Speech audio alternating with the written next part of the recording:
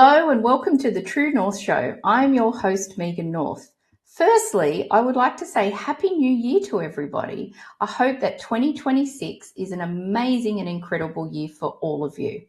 I'd also like to thank our sponsors of the show, Quantum Awakening, Beth Lewis, Anne C. Clark, and our lovely guest who paid to be featured on this episode. Today, I am joined by a man who has had an instant and incredible impact on me, both personally and professionally. Nikhil Rughani is an Australian high-performance coach, mindset expert, and founder of Steel Lotus, a pioneering business dedicated to helping leaders and entrepreneurs achieve peaceful peak performance by uniting science, sales, and spirituality. Nikhil draws on more than 20 years of experience in copywriting, marketing, and coaching to guide ambitious leaders into sustainable flow states so they can scale without burnout. His grounded approach blends neuroscience, NLP, which is neuro-linguistic programming, and practical business strategies, translating complex ideas into simple, actionable tools.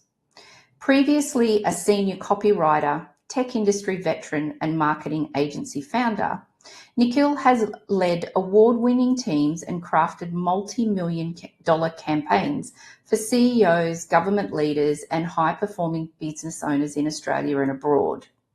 As the architect of Steel Lotus, he has created proprietary coaching frameworks that combine cutting-edge brain science with Eastern wisdom traditions. Nikhil teaches master's level students in advertising, marketing and branding at the University of New South Wales here in Sydney, Australia, and is completing his own postgraduate studies in neuroscience and business. Beyond one-to-one work, he designs certification programs for the next generation of peak performance practitioners and regularly leads workshops on flow, mindset reprogramming, and conscious business. A dedicated martial artist and taekwondo instructor, Nikhil embodies discipline, presence, and resilience in everything he teaches. His calm, non-hype style and clear, heartfelt communication invite audiences to redefine success on their own terms, achieving exceptional results without sacrificing well-being, authenticity, or inner peace. Welcome to the show, Nikhil. I'm so excited that we're having this conversation today. Yeah, thanks for having me, Megan. I'm pretty excited myself, yeah. How does it feel when I read out that incredible bio of yours? It feels like something quite surreal, to be honest. It's like, wow. Just listening to it, I was like, that just feels like I've done a lot. I've done so much. I'm like, wow.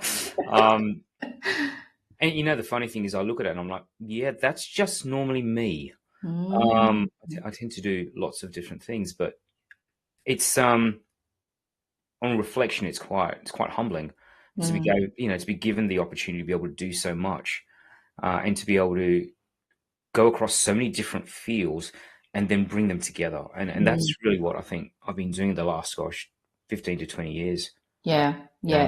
And I often ask my guests how do they feel, because we can write our own bio and we can read it, but hearing someone else read it out, I always think is quite interesting, because you get a different perspective and you think, oh my gosh, you're actually talking about me or someone else. Yeah, it's, there's that crossover between being proud and being humble at the same time. It's like, wow, I'm proud I did all that. And then, wow, I'm so humbled I've had the opportunity to do it. It's almost a sense of, I tell you, it's like I feel honored. I feel very honored. Yeah, that I've had this opportunity. Yeah. Beautiful way to wrap that up. That's really nice, actually. Yeah. Thank you. Yeah.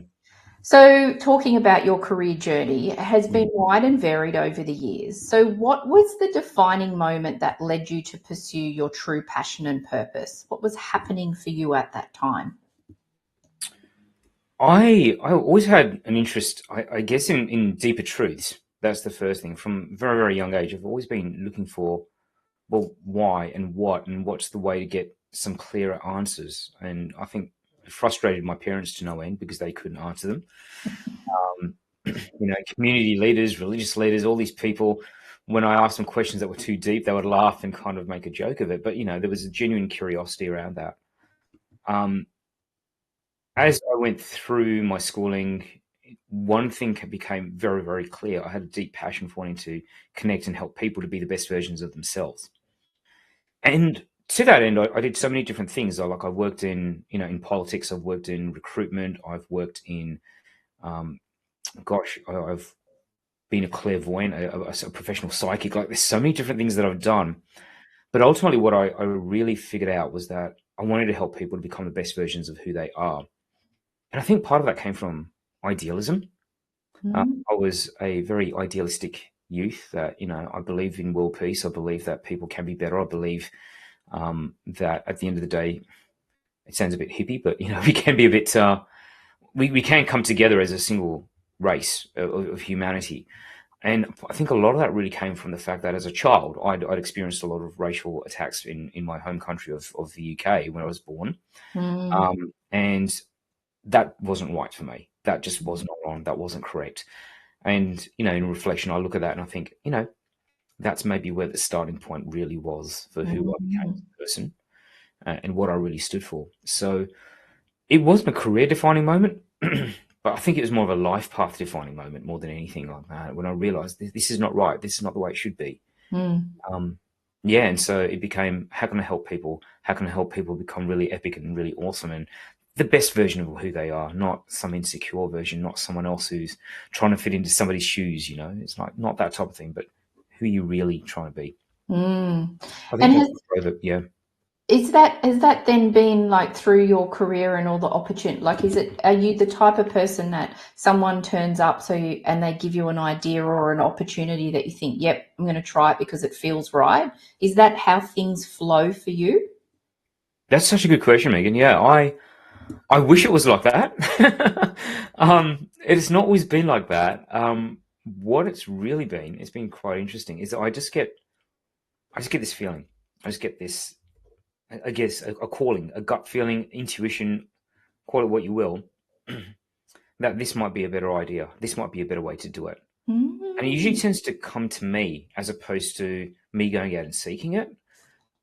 Which has been really, really interesting. So, people may call that intuition, people may call that instinct, some people will call it gut feeling, whatever we call it. The fact is that it comes up, it bubbles up through the surface of my mind. I feel it in my body. I'm like, yeah, that feels right. Let me do that. Let me give it a go. And sometimes it's the most counterintuitive thing, or the counterlogical thing. I shouldn't say counterintuitive, but counterlogical. And it doesn't make sense to anyone else. It doesn't even make sense to me most of the time. But I've stopped trying to make logical sense of everything and sometimes just realize that, trust myself.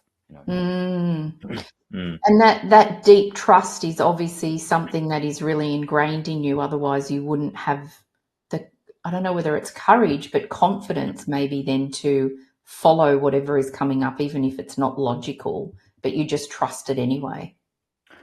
Yeah, I've learnt the hard way that when I don't trust it, it just takes longer for me to get there. Yeah. And that's actually such a great point that you make, because a lot of people, we're all on a path. We've all got a divine path. But sometimes we can make decisions that, can take us longer, but eventually we will turn up where we need to. And so sometimes I think to myself, 10 years ago, I wish I'd made this decision or something else, but I don't beat myself up about it, because then eventually I know I'm going to turn up where I need to be anyway.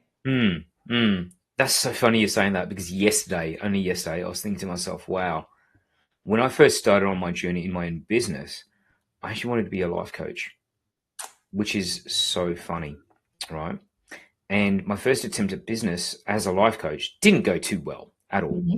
I had no skills in sales or marketing or anything like that. I knew how to sell recruitment solutions. That was about it. But I didn't know how to sell something intangible like coaching. And somehow, some way, I fell into copywriting. And if you asked me 5 years prior to that, if someone asked me what was copywriting, I had no clue, right? In fact, I remember just to take the scenic tour on this journey. I had, when I was working in recruitment, the marketing manager came up to me and said, "Hey, Nikhil, your ads are really good. They're getting a lot of high visibility. Have you considered becoming a copywriter?" And I actually thought he was telling me I was really bad at my job as a recruiter. I was like, "Really? Am I not good at what I'm doing?" He goes, "No. You've got a real skill in writing. You should consider becoming a copywriter." And the first thing going through my head was, a copywriter? What is that? That sounds boring. I mean, tell me to be an investigative journalist. Tell me to be a novelist, and that sounds exciting. Copywriters are like kind of threw it apart. I said, no, that's not going to happen. Don't even know what it is, so let alone becoming one. Then I went, a few years later, still in the recruitment company, same company. I was running a training on teaching people how to write ads. How fun is this, right? The marketing manager says to me, his name is Phil, I remember very clearly. He's a very quiet, peaceful, gentle guy. He goes, "Nikhil, do you mind if I sit in on your training? I'd like to see what you're teaching these guys." I'm like, "Yeah, come on in, no worries." As we came out of that training, he pulls me aside. He goes, "Nikhil, I told you a few years ago you should become a copywriter, but you've got some really good training skills. Like, people really connect with you." I'm like, "Yeah, I love teaching. There's a teacher in me bursting to get out, right?" And he goes, "Yeah, you should really consider being a copywriter. You can use that skill with your copywriting." Again, still had no idea what a copywriter was. So I went and decided to Google it. And then I found out, I was like, wow, this is the stuff I've been doing all this time. That sounds interesting. So now we're back at this, my first business in life coaching, right? And I'm wondering what it is I need to do to get clients coming through the door. And someone said to me, "You need better copy." I'm like, "Oh yeah, I know what this copywriting thing is." So what did I do? Went and did a short course in copywriting just to learn the fundamentals. And I realized, I already know all this stuff. I've been doing this without realizing. And then I used some of the principles. I did certainly learn a lot. Then I went to go talk to another gentleman about, some of the stuff I was doing. He goes, "Oh yeah, I need some help with copywriting. Do you think you could write my copy for me?" I'm like, "Yeah, okay." So wrote copy, and next thing I know, I'm making more money as a copywriter than as a life coach.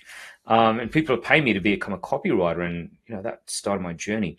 The funny thing is, I wanted to become a coach. I wanted to be able to help people to become the best versions of themselves. 15 years later, I'm finally able to do so with the skills that I needed: the copywriting, the sales, the marketing, but also the ability to be able to develop my own methodologies, my own modalities, my own IP, which back in 2007 or so, I didn't have that. So I couldn't become a life coach, but now I can. Yeah. And so when you're talking about, you get back on your journey, sometimes it takes longer. Yes, I was just thinking to myself, wow, that took me 15 years to get here. Yeah. But Yeah. I'm finally here. I love that. That's such a beautiful and perfect example of what we were talking about. And Right, yeah. I think too that, when you talked about like you feel it, I think that it's a beautiful sort of wisdom to impart on the audience as well, because we if there's an opportunity that comes up or someone says something to you, you can usually feel it in your body if it's a no. But if it's not that horrible feeling and you're like, "Oh, okay, let's explore it," I think that sometimes we can go with that beautiful feeling of, actually, this, I don't know where I'm going to go with it. I have no idea what's going to turn up, but Yeah. actually I want to go with that as well. Yeah. Yeah. Yeah. No, I definitely agree with you. Yeah. You can Yeah. you can certainly feel it. You can certainly feel Yes, it. definitely. Yeah. So one of the things that you touched on when we were talking about your bio is that you sat back and went, wow, yeah, there's a lot that I do. Mm. So how do you maintain your mental health and well-being? So how do you maintain it and prioritize it while you're doing all of this work that you do? Yeah, that's I love that question, Megan, because I wasn't always like that. There's Mhm. times where I've burnt out repeatedly. Um, Right. but isn't it interesting? Sometimes we end up teaching that which we need the most, right? Um, how do I do it? How do I really prioritize my own mental health and well-being and my emotional well-being? I think the first thing I do is I start the day focused just on me, and I'll Mhm. give myself the time. And people talk about morning routines and morning rituals, and I have a very dear friend of mine who talks about making the morning your ceremony. Make it a ceremony. They all kind of really come down to the same thing. Make your morning sacred to what you want, right? That time should be sacred for you. And without a doubt, my mornings are very, very much about being in my own space. So recently I started going out and just barefoot walking on the grass just to get present, just to be grounded, just to do that. I love journaling in the morning, over a beautiful cup of coffee, which I make, and bring my coffee in. And while that coffee's brewing, while it's percolating, I'm out there doing a bit of taekwondo stretching and, practicing some of the stuff. So the long and the short of it is really I spend some time focusing on me. And the best time to focus on me is the first thing in the morning, and I prioritize myself that way. So I don't have an elaborate morning routine or anything like that. I just my morning routine is maybe a 5-minute walk in the grass, brew my coffee, do my taekwondo kicks and stretches, just because it gets the blood moving, not for any other reason. And if I feel like it, maybe I'll go for a longer walk. So it's more fluid, but it's focused on me and bringing out the state, that energy in me, so that when I sit down to do my work, I'm already there. I don't have to work my way up towards it. Yeah. So yeah, that's definitely the first thing. The second thing is, really, I guess I surround myself with people that I deeply care about and deeply love. My daughter is definitely a big inspiration for me on that one. And when you've got a 16-year-old daughter who absolutely wants to hang out with you, and it's for everything. We go for walks together. She hasn't yet painted my nails, but she keeps threatening to do so. Though she has, when my hair's been longer, tied bows in my hair. She thought it's quite funny. But just, spending that time with my daughter has just been absolutely gorgeous. Spending my time with very dear friends, very dear family, has really given me that sense of, I suppose, connection with them. And it doesn't have to be everyone in the world. It's just a handful of people that I really care about. And just being able to talk to them and being really open and really frank has really, really helped, but also then just listening to them, and you realize that there's so much you've got in common with so many other people. And you can crack jokes. You can talk about serious stuff, about deep stuff. You have those people. You want to have your tribe, your village, right? Definitely. So that's probably the other thing. And what else do I do? Eat right, eat as clean as possible. Though over Christmas, not always the case. And I think just try and look for the good in everything. Yeah. That's really what I do. Yeah. And I love your perspective on the fluidity of your morning as well, because I think sometimes we can tend to get so caught up in, like, I'm the type of person that I don't mind routine, but the rigid routine I'm not really great with. So for me, what I feel into through the day is what I need through the day. So I might grab some cards, or I might do. I love for you that you're concentrating and giving yourself the time, but also there is some fluidity in there, that if you need a little bit more of this or a bit more of that. And I think from a mental health and well-being process, whatever we want to call it, I think it's really up to us and to work out what works for us. What is good for, what's good for you or what you love may not be something that I want to do. And I think I love that you've shared that wisdom, because a lot of people listening, I think, sometimes can feel really pressured that, the internet is telling me I should do this and I should do that. Yeah. But if you don't like meditating, then it's going to be the worst thing in the world that you're doing. And it's going to cause more stress. Yeah, which is kind of not what you want. Yeah. Exactly. Yeah. Yeah. Megan, just to add to that, and I think it's really important, there's some days where I just need to sleep in for an extra hour. And that's fine. You got to give yourself that gift to be able to do so.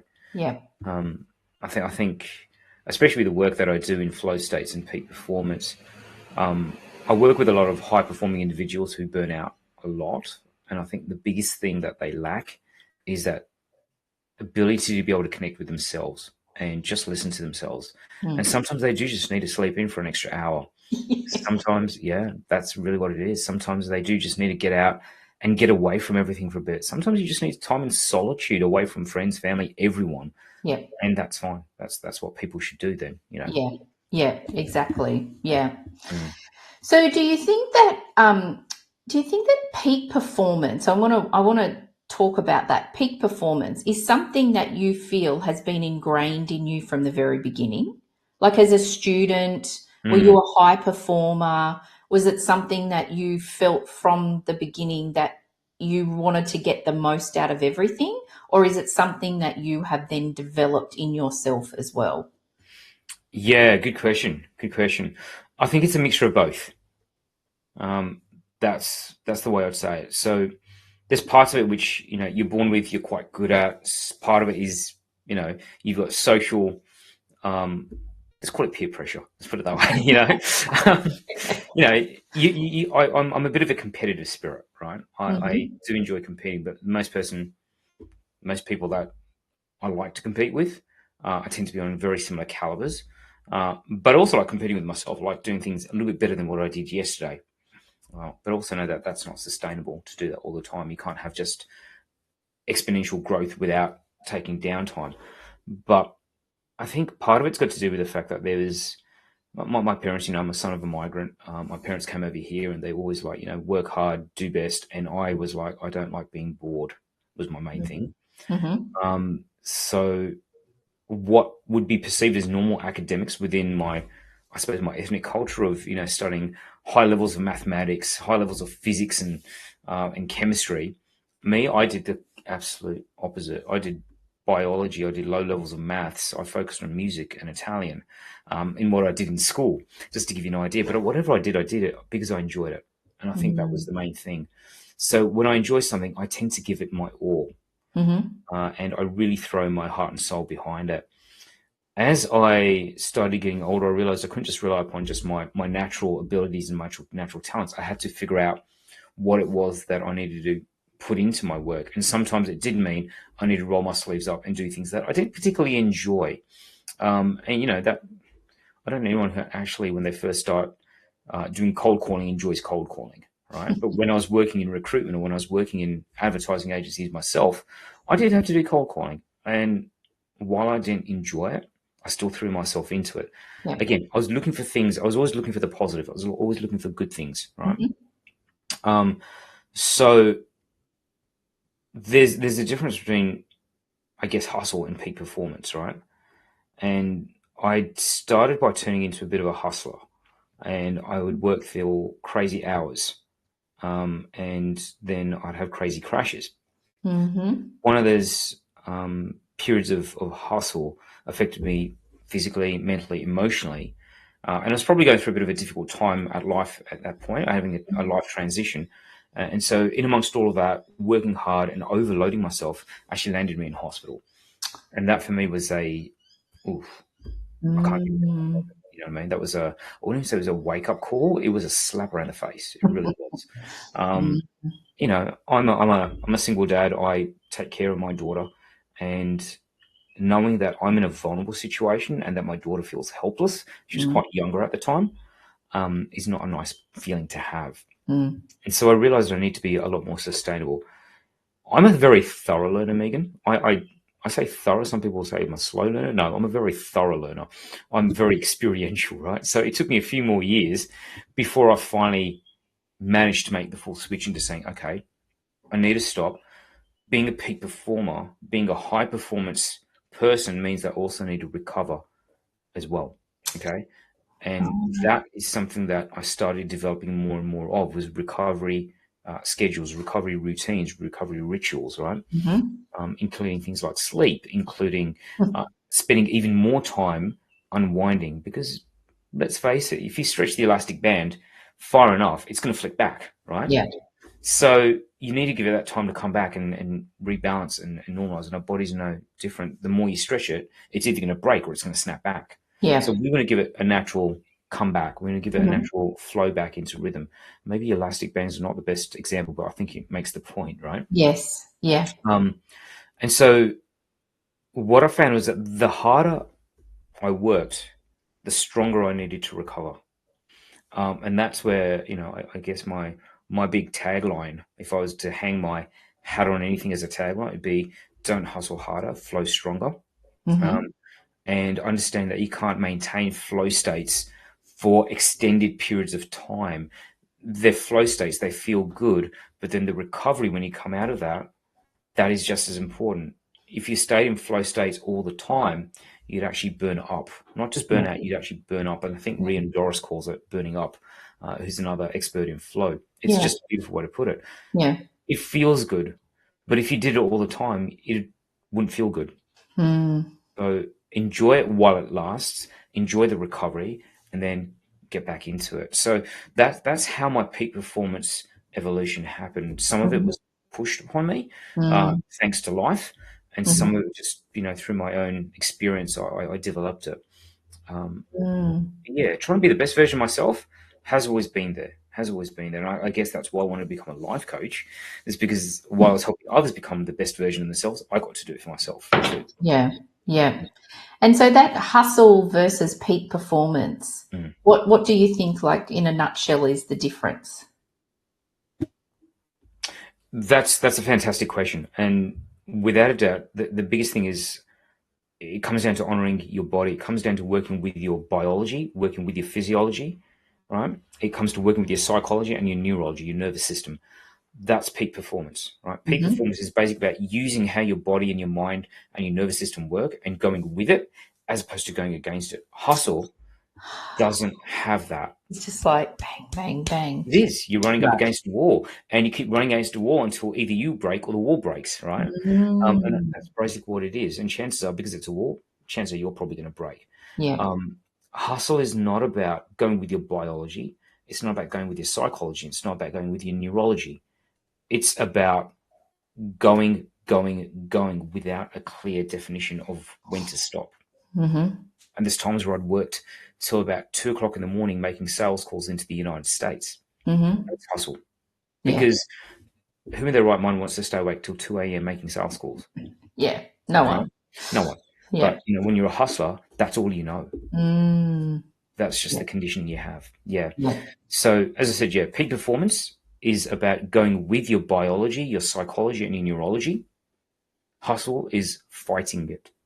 And so unlocking or understanding all of that science-based behind the peak performance for an individual, I'm assuming that each individual will be different when you uncover those things, right? Yeah. Okay. Yeah. So there's a number of different things. Like, for example, when are you most alert? When do you feel the most driven during the day? Like, for some people, they are morning people. Some people are afternoon people. Some people like to work, up until about 11, 12, maybe even up to 2 o'clock in the morning, but they wouldn't be making sales calls at 2 in the morning. That's not good.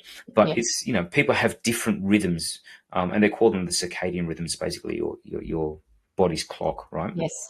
And people are different. So you've got to find out what works for you. There is no one size fits all when it comes to that, but there is definitely a way in which you can optimize yourself. And you do need data, you do need tracking, you need to be able to do all of that. But it doesn't need to be rigid. It can be quite easy to do that stuff. Like, it's not as geeky as it sounds. Some of it's very, very easy to do. Yeah. Great. Okay, so I'd just like to take a little moment so that we can hear from our sponsors of the show. So let's just take a moment, and then I've got a specific question that I'd love to ask you in relation to your clients. So we'll come back. We'll also talk about science-based things that you do, and then also the woo that you love to include as well, and many other things. So we'll hear from the sponsors, and then we'll come back. Yeah, of course. Thanks, Nikhil. Thanks.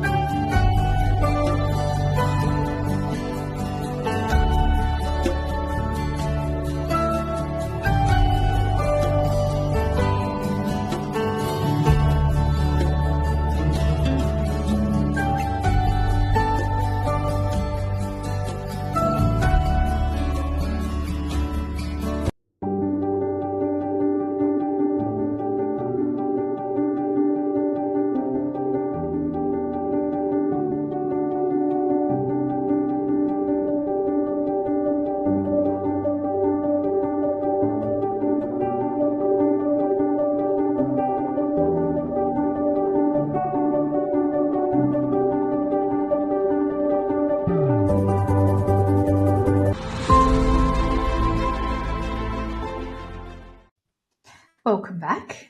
Thank you for the short break. Nikhil, so when we were talking about hustle and peak performance, do you think that fear of success is a factor in the work that you do with your clients? I think fear in general Mm. is really where I'd go. So I'm just going to bring it up a level. I think fear of failure, fear of success. I think it's fear in general is what I do work with. It's when we look at research of neuro-linguistic programming or even neuroscience, fear is a major driver for a lot of people. As much as we don't like to admit it, it is actually a motivator for a lot of people too, because it gets you moving, but it's not sustainable, right? Yeah. So some people operate in that fear, and just like I said, hustle's not sustainable. Neither is being in constant state of fear. It kicks your cortisol into gear, and that's your stress hormone. Your adrenaline kicks in, and you're basically not in a healthy state. It's stress is meant to be short term. It's a survival mechanism, right? And we look at our evolutionary neurology and our neuroscience behind it. When we were faced with stress, the stress was a fear against something that was actual. Like imagine a lion about to maul you, Yes. not about being fired from a job, right? Yeah. There's perceived fear versus actualized fear. Yes. And stress works best when it's actualized fear, not perceived fear. But as we've evolved our environments, we've actually, we're a species that changes our environment, doesn't evolve with the environment the same way. What tends to happen is that we don't have the threat of lions and tigers and, whatever coming to maul us. We have other fears, and most of it's perceived fear. So the work that I tend to do is actually break down those fears that are that are perceived fears, and really minimize them. Now, fear is healthy up to a point, but excessive fear that stops you from getting to where you want, that's not healthy. Yeah. And if you're using fear to constantly drive you, then that's actually not a good way to operate your life. Yeah. Yeah. And I would imagine too, if you're using fear as your driver, you would never get to a point where you're celebrating where you've gotten to, because there's no joy in that, because joy and fear are kind of opposite, aren't they? So you can't go, woohoo, I got there. You'd be like, oh my gosh, you'd need another fear factor to keep you going. You would. It's like I remember doing a training I did once. The trainer said to us, let's take man of the month, Donald Trump at the moment, right? Everyone talks about, him as a successful entrepreneur, but I think he'd been bankrupt like 7 times or something. Now, love him or loathe him, the guy's a brilliant business person, but he's also been bankrupt. And he said when he recovered, he said at any moment in time, we're conscious that we could lose everything that we've got, and so we have to work as hard as we possibly can to make sure we don't lose it. Right? That's fear based, but that's not sustainable. Yeah. Right? It's the same case. Like if someone's not able to celebrate their wins, like you're just pointing out, Megan, it'd be like saying, I want to make $1 million. They've made $1 million, and it's like, great, now I've made it. Now I've got to protect that $1 million and make sure no one else can get it. Now I've got to make sure that I can hold on to it. And so they're in a constant state of fear. Yeah. And coupled with fear is anxiety, right? Yeah. Coupled with fear is anxiety. So that's when it comes to success or failure, I believe the two go hand in hand. And, when we learnt NLP again, one of the presuppositions or one of the assumptions is that there's no failure, there's only feedback. Yeah. And someone recently gave me a beautiful version of that. As a function of that, there is no success, it's only feedback. Right? Oh, yeah. And so everything is just feedback. It's just data, and you know what to do more of and what to do less of. And if people thought like that, I was like, wow, that's such a great perspective to take, right? Absolutely. Yeah. Now we don't think of fear and failure as absolutes, good and bad, black and white. We just think that is okay. It's just the next step of what we need to do or not do. That's it. Right? Yeah. And so there isn't a real fear of success, I guess. Yeah. Yeah. It's, if you look at it from that perspective. So I talk to my clients about there is no failure, there's only feedback. And what I've started incorporating now, and there's no success, there's only feedback. Feedback, yeah. Which then I think I love that, Nikhil, because it gives, for me, it feels in my body then that it's a moment in time, and it teaches you to be present. Oh yeah. Because the ego won't come in when you're thinking, oh, I'm so successful. The ego will be, oh, well, actually, I've got some feedback and someone got a lot out of what I've just done. Oh Mm, my gosh, mhm. I'm so happy that I've been able to work with that person. There's Yeah. no ego there at all. None. Just None. feedback from them. Just feedback. Yeah. Yeah. Wow, thank you. Aha moment number one. Thanks very much. Absolute pleasure. Yeah.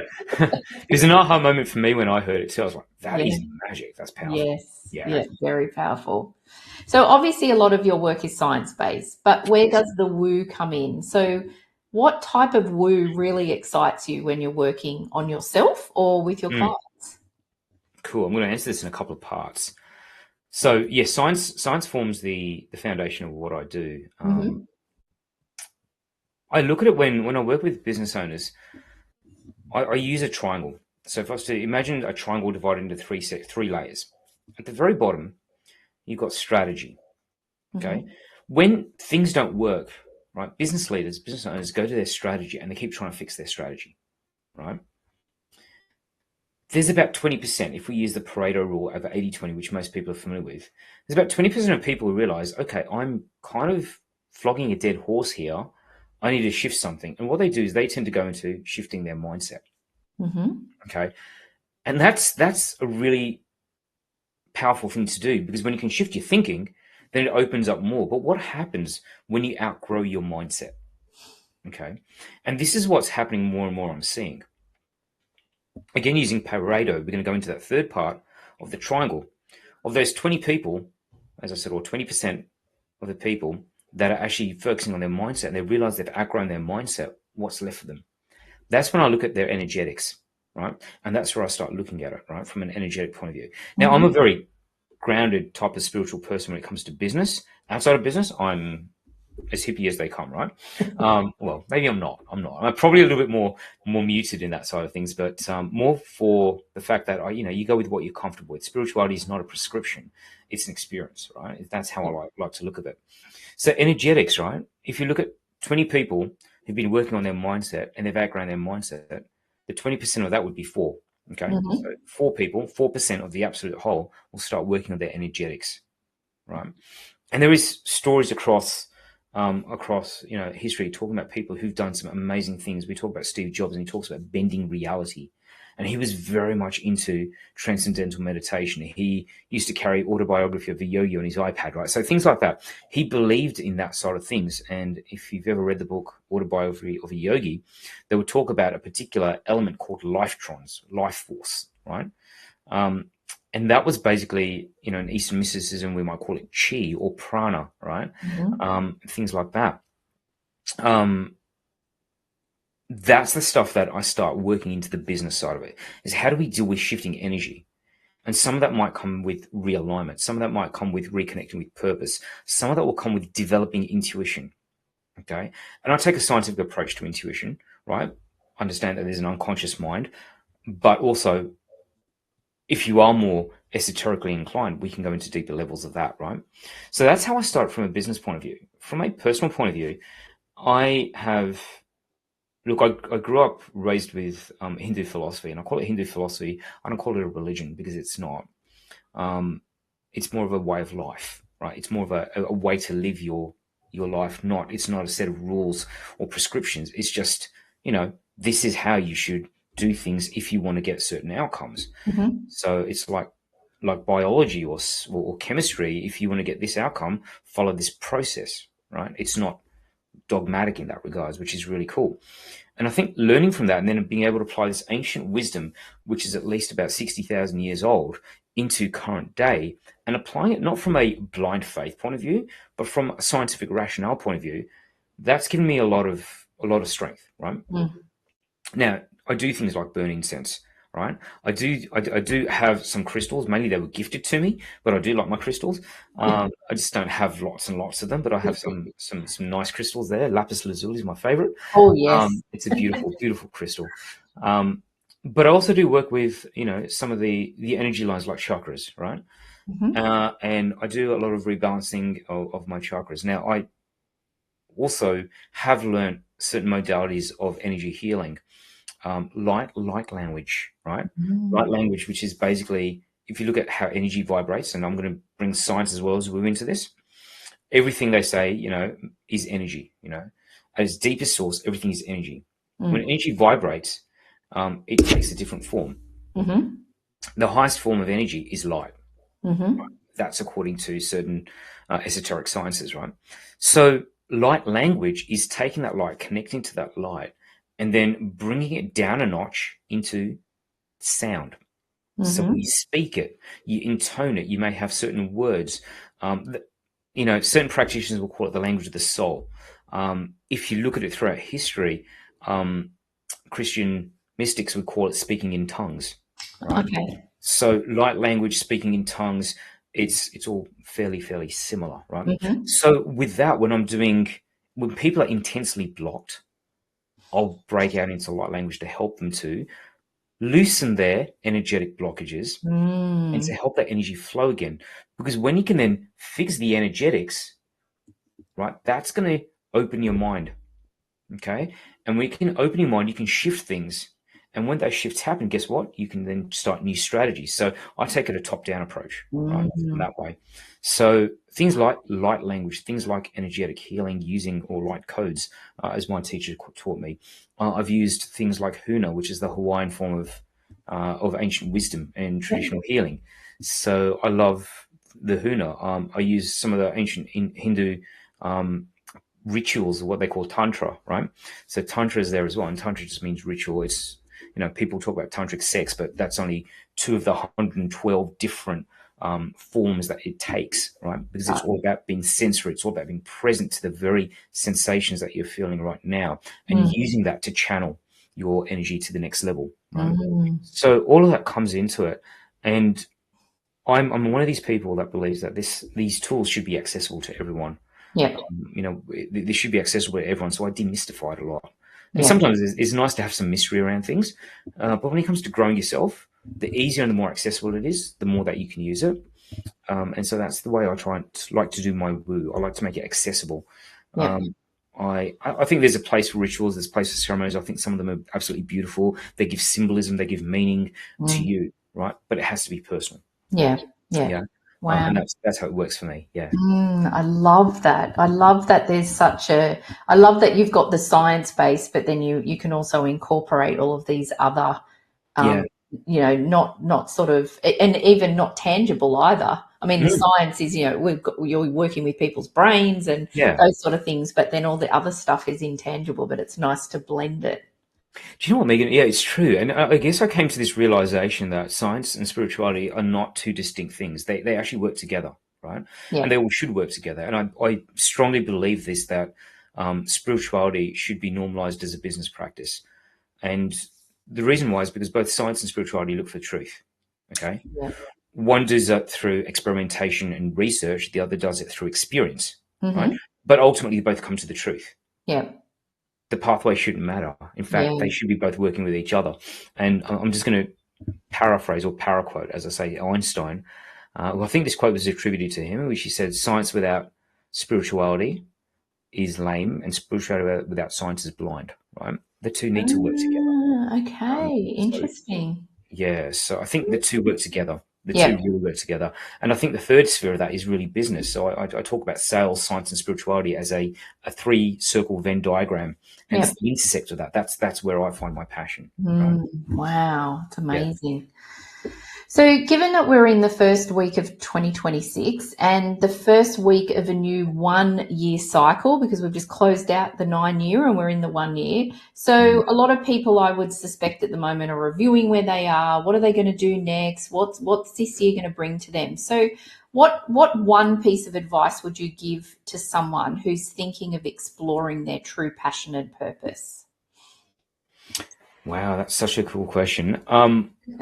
Is there just one thing I can say? Well, one or two. We've got a few minutes. So We've got a few minutes. Yeah. That's a good question. So look, the way I say, the very, very first thing I'd say is trust yourself, right? If I go back and think about all the times that I've done things, from becoming a tarot card reader, as a professional psychic, to, going into the tech field, to going into politics, to going into recruitment, to starting my own business, everything came down to me just following that guidance from within. Okay, that trust from within. Yeah. There's a lot of people who will tell you what to do, but well and truly you already know. Okay, you know what you really want. And one of my favorite quotes which I heard is that your heart's desire is God's will, right?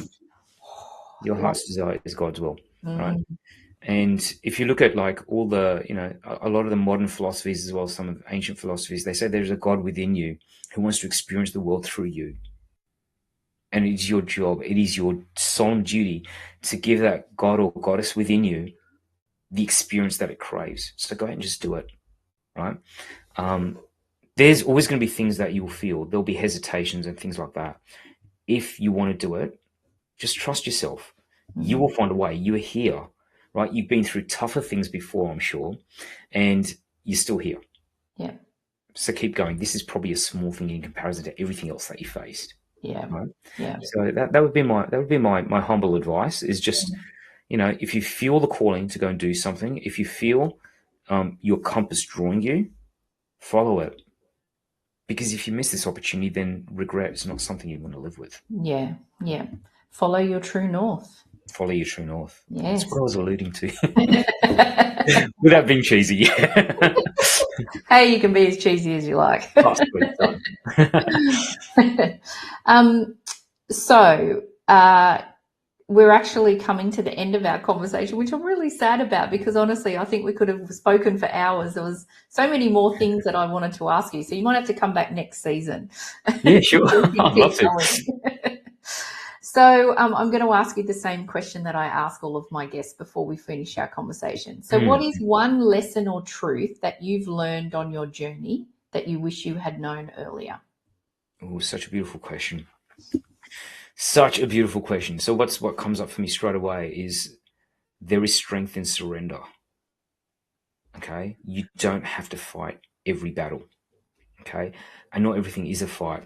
And I got this where this particular quote comes to me from the gentleman who taught me how to read tarot and astrology and palmistry, who I actually apprenticed for 3 years, like I was that into it. And he said, the lesson for you, Nikhil, the lesson for Scorpio, which that's my star sign, he says, is there is strength in surrender. And I was like, yeah, whatever. I'm at that time was 20 years younger and that much more passion and fire and lack of wisdom, right? But I found out, like, the more I try to control a situation, the less I could actually control it. Okay. And just knowing that not every battle needs to be fought. That's the first thing, right? Pick and choose your battles. Choose what's really meaningful and important to you. And then let go and let the universe do its thing. Okay. You just have to go out there and be the vessel, be the conduit to fulfill what you've put out there. All right. And I'm not saying don't be passionate, but don't be attached to the process. Sorry, don't be attached to the outcome, right? Don't be attached to the outcome. Be attached to the process. Be committed to the process, right? Yeah. And just do it. Show up to the best you possibly can. And as long as you keep doing the best you possibly can, you will get something from it. Okay. And sometimes it will just feel uncomfortable. Sometimes it will just feel yuck. Sometimes you'll be like, I don't want to do this. Great. Roll up your sleeves, put on your big boy pants or big girl pants. And, if you really want it, you'll make it happen. Yeah. Yeah. And so I'd imagine in that piece of wisdom is also that trust, isn't it? That innate trust that you have in yourself. Yeah, and I think that's where I'm going with the surrender side of it. It is a matter of trust. That's where the surrender comes in. When you can trust yourself, it's easy to doubt yourself.